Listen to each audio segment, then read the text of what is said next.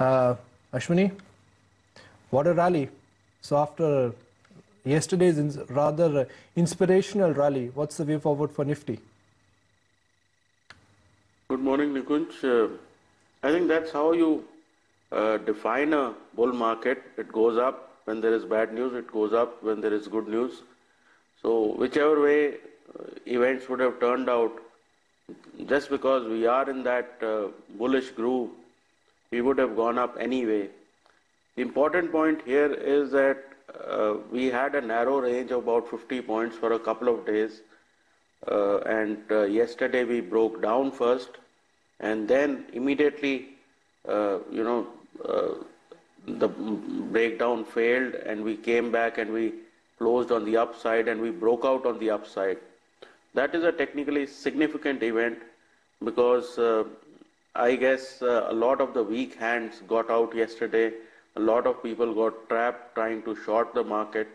And yesterday illustrates the point that I keep making, that in a bull market, the person who makes the most amount of money is the one who stays long. So those cute 20-point trades should not be attempted on the short side, because you can get whacked even when everything falls into place, against the trend. For the day, again, we are seeing strength in banking and metals. I think what yesterday also did was gave us two trailing stops, 5850 on the Nifty and 12,200 on the Bank Nifty. That we have consolidated fairly well, before 6,000, makes it quite imminent, and it should be expected. And once that happens, given that 6,000 is such a big psychological level, etc., the chances are that market will go much beyond it rather than stopping around 6,000. Two stocks for you, and then we'll discuss your individual ideas. Two stocks which I want to discuss at length. Number one is Reliance Capital, and the other one is Mahindra and Mahindra Financials.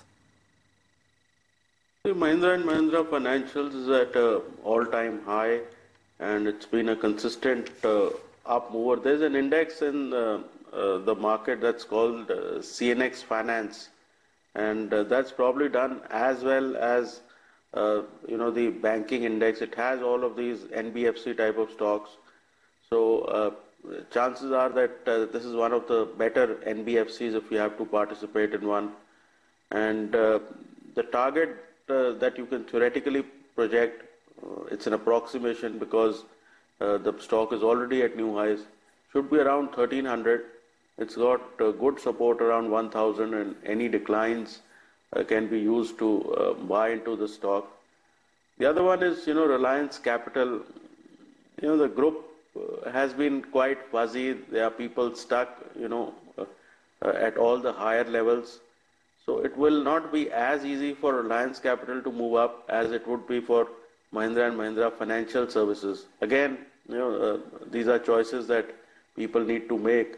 But again, 480 is a key zone. If we are able to sustain 480, some kind of a medium-term range would be breaking out on the upside.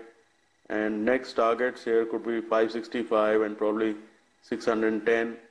Support now comes in at about 435, 440. But like I said, given a choice, I would buy M&M Finance or L&T Finance and Holdings, things which don't have baggage of the past. Your Nifty call and then your individual stock calls.